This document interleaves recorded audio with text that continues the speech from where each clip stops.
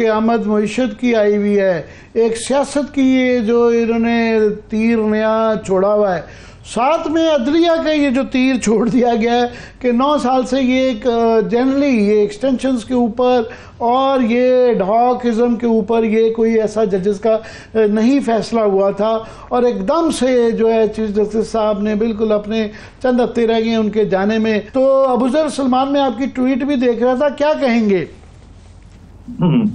देखिए, मुझे तो क्लियरली लग रहा है कि ये जो फैसला आया है रिजर्व सीट्स का, उसके बाद पता चल रहा है कि the chief justice has lost majority, कि मेजॉरिटी उन्होंने एग्री नहीं किया। तो मुझे तो लग रहा है कि ये किया जा रही कोर्ट पैकिंग का मुझे एपिसोड लग रहा है कि यहाँ पे कोर्ट पैकिंग की जा रही है टू गेन मेजॉरिटी, और उसके लिए रिलाई किया जा रहा है आर्टिकल 182 पे जो एड हॉक जजेस का एक अपॉइंटमेंट का प्रोसीजर प्रोवाइड किया गया है। और ये आपने देखा, ये पिछले 2015 के बाद कोई एड हॉक जज सुप्रीम कोर्ट में अपॉइंट नहीं हुआ, क्योंकि इसके ऊपर काफी क्रिटिसिज्म होता था, खासकर पाकिस्तान बार काउंसिल की तरफ से काफी क्रिटिसिज्म हुआ था। बाकी इस मुल्क के जो सोच रखने वाले लोग हैं जिनको जमहूरियत की परवाह बार और पेशावर बार में मैं ऐड कर दूं कि उन्होंने एक मुल्क गिर हड़ताल और इसके खिलाफ प्रोटेस्ट का ऐलान कर दिया है, जारी रखिएगा। जी बिल्कुल, और ये पहले भी बार काउंसिल को बड़ा वेहेमेंटली अपोज किया है कि एडहॉकिज्म जो है वो जुडिशरी के अंदर जो है it's a threat to independence of judiciary, तो इस वजह से इसको बर्दाश्त नहीं किया जाएगा। सो 2015 के बाद किसी भी चीफ जस्टिस ने कोई भी एडहॉक जज जो है वो अपॉइंट नहीं किया, और उस एडहॉक जज ने खासकर वो जजेस जो रिटायर हो चुके हैं। अब इसमें देखिए प्रॉब्लम क्या आ रहा है, मैं अगर आपको 1 बाय 1 दिखा दूं। अब जस्टिस बाकर साहब जो हैं बड़े काबिल एहतराम है, लेकिन he was chief minister Sindh, और उनके टाइम पे जो सिंध के अंदर जितना पाकिस्तान तहरीक इंसाफ पे जुल्म हुआ, खासकर अगर आप देखें उस्मान डार साहब को जिस तरह अगवा किया गया, 1 महीना गायब रखा गया, he was abducted from Karachi. उसके अलावा कोई पॉलिटिकल रैली नहीं अलाउ की उन्होंने वहां पे, ना कोई कन्वेंशन, बिल्कुल पाबंदी थी, नहीं तो FIR होती थी गद्दारी की या और मुकदमे की कार्य सरकार में मुदाखलत की है। बाकी तो छोटा पीपल्स पार्टी जो उन पे 17 नशिस्तों के हवाले से 17 नशिस्तों के अंदर जो बड़े मशकूक किस्म के इलेक्शंस हैं और वो चारों तरफ से इल्ज़ामात लग रहे हैं, तो वो उनकी निगरानी में ये सारा सिंध के अंदर इलेक्शन हुए हैं, कराची के खास तौर पे। सो उनके ऊपर काफ़ी इस तरह के ब्लैक स्पॉट्स हैं। दूसरा अगर आप देख लें ना, जस्टिस सरदार तारिक मसूद साहब जो हैं वो भी कोई इतने आइडियलिज्म नहीं है उनके अंदर कि हम उनको अपॉइंट करें स्पेशल बुला के कि आप जज बने, क्योंकि एक तो मिलिट्री कोर्ट्स की जो जजमेंट थी 5 मेंबर बेंच की, जिन्होंने अनकॉन्स्टिट्यूशनल डिक्लेयर किया था सिविलियंस का मिलिट्री ट्रायल, उसको उन्होंने एक तो जजमेंट को सस्पेंड किया और हियरिंग के दौरान कहा कि बुनियादी हकूक पता नहीं पाकिस्तान को कहाँ लेकर जाएंगे, जब ये हियरिंग हो रही थी। फिर उसके अलावा ये आपने देखा होगा हाई कोर्ट पेशावर और लाहौर हाई कोर्ट ने जब पाकिस्तान तहरीक इंसाफ के लोगों को ओमनी बस बेल्स दी, तो वो बेल्स थी जो अननोन FIRs के खिलाफ दी जाती हैं ताकि आपको अरेस्ट ना कर लिया जाए छुपे हुए केसेस में, मल्टीपल केसेस में जो आपने देखा कि किसी को बंद रखना हो, जैसे सनम जावेद है, आप उन पे छुपी हुई FIRs लेते आए और उनको अरेस्ट किया जाए, करते रहे आप। उसके खिलाफ भी जो जजमेंट को सस्पेंड किया था पेशावर की और लाहौर हाई कोर्ट की, वो भी जस्टिस सरदार तारिक मसूद ने किया था। और उसके बाद परवेज इलाही साहब अरेस्ट हुए 1 साल के लिए अंदर, असद कैसर साहब अरेस्ट हुए, बेशुमार हजारों लोग PTI के अरेस्ट हुए अननोन मल्टीपल FIRs के अंदर। तो एक तो ये उन्होंने किया, और उसके अलावा जस्टिस मियां खैल साहब जो हैं, आप देखें उन्होंने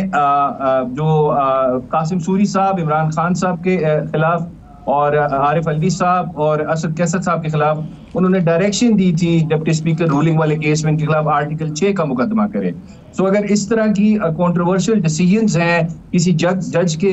वो तो उनके क्रेडिट पे आ रहा है, क्योंकि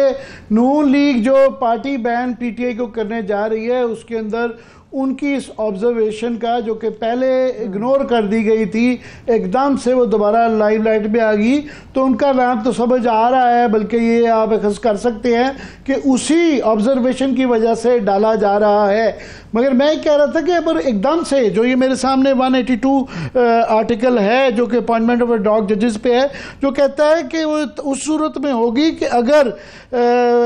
it is not possible for want of quorum of जजेस of the Supreme Court to hold और continue any sitting of the और फॉर एनी अदर रीजंस। तो कोई इस वक्त क्या ऐसे इमरजेंसी एकदम से रीजन आ गए थे कि एकदम से ये चीफ जस्टिस साहब ने जाते हुए दिनों में ये कहा कि ये डॉग जजेस लाएं? और दूसरी बात इसमें, जी बिल्कुल आप ठीक कह रहे हैं, क्या ये पिछले जो उनके 9 महीने गुजर गए हैं टेन्योर में, उसमें जरूरत नहीं थी बैकलॉग को खत्म करने की? At the end of the tenure जब आपके 2 महीने रह गए हैं, आपको याद आया कि जी बैकलॉग बहुत बड़ा है, हमने केसेस को खत्म करना है, तो ये तो जरूरत आपको शुरू में भी पड़ सकती थी। और आप 3 साल के लिए अपॉइंट कर उनको करना चाह रहे हैं। ये आप अगले चीफ जस्टिस की जो ज्यूरिसडिक्शन है कि अगर वो अपॉइंट करना चाहें, आप उनको भी पाबंद कर रहे हैं अपने फैसलों से उनको नॉमिनेट करके। So this is really problematic. बिल्कुल ये सलमान राजा साहब ने भी, अभी मैंने उनको सुना, I totally agree with them. यही वो कह रहे थे कि ये जो अभी केसेस आने हैं बड़े खौफनाक किस्म के, या पार्टी पे पाबंदी लगाई जाए या आर्टिकल 6 की कार्रवाई से रिलेटेड कोई इशू आता है, हमें तो यही लग रहा है कि ये पाकिस्तान तहरीक इंसाफ के लिए कोई अच्छा शुगन नहीं है। ये कोर्ट पैकिंग हो रही है, तो इसको हम रिजिस्ट भी करेंगे और बिल्कुल बार कॉन्फ्रेंस भी करेंगे। मगर आपके ख्याल में क्या आपके अंदेशे हैं कि अगर ये डॉग जजेस लग जाएं, एक तो इनकार कर चुके, हो सकता है दूसरे भी इनकार कर दे, फर्ज करें अगर ये लग जाए तो इसका आपका क्या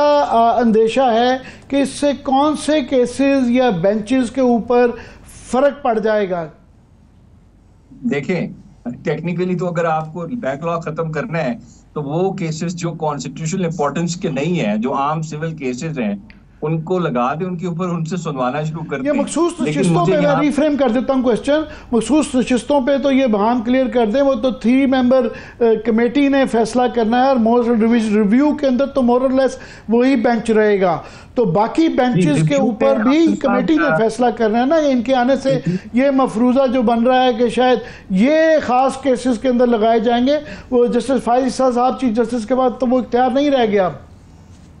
जी बिल्कुल, रिव्यू में तो बेंच सेम होता है, उसको आप चेंज नहीं कर सकते। इस इशू पे काजी फायद ईसा साहब की जजमेंट भी है वो 12 बर्ड्स वाली, कि रिव्यू में सुप्रीम कोर्ट का बेंच चेंज नहीं हो सकता। और जब अगर कोई नया केस आएगा और बेंच बनेगा तो वहां पे जो कमेटी है 3 मेंबर, जिसमें जस्टिस मुनीब भी हैं, जस्टिस मंसूर भी हैं, वो और साथ काजी फायद ईसा साहब डिसाइड करेंगे मिलके, और द मेजॉरिटी, अगर देयर इज अ डिसएग्रीमेंट तो मेजॉरिटी विल प्रिवेल। लेकिन मुझे ये हुकूमत के कुछ आसार ठीक नजर नहीं आ रहे, क्यों जिस तरह ये ऑर्डिनेंस लेके आते हैं, कानून बनाते हैं सीक्रेट तरीके से, तो ये कल कोई ऐसा ना हो कि कोई ऐसा कानून भी आ जाए कि जो 3 मेंबर कमेटी वाला रूल है वो चेंज हो जाए या अमेंड हो जाए। So you never know. लेकिन फिलहाल तो देयर इज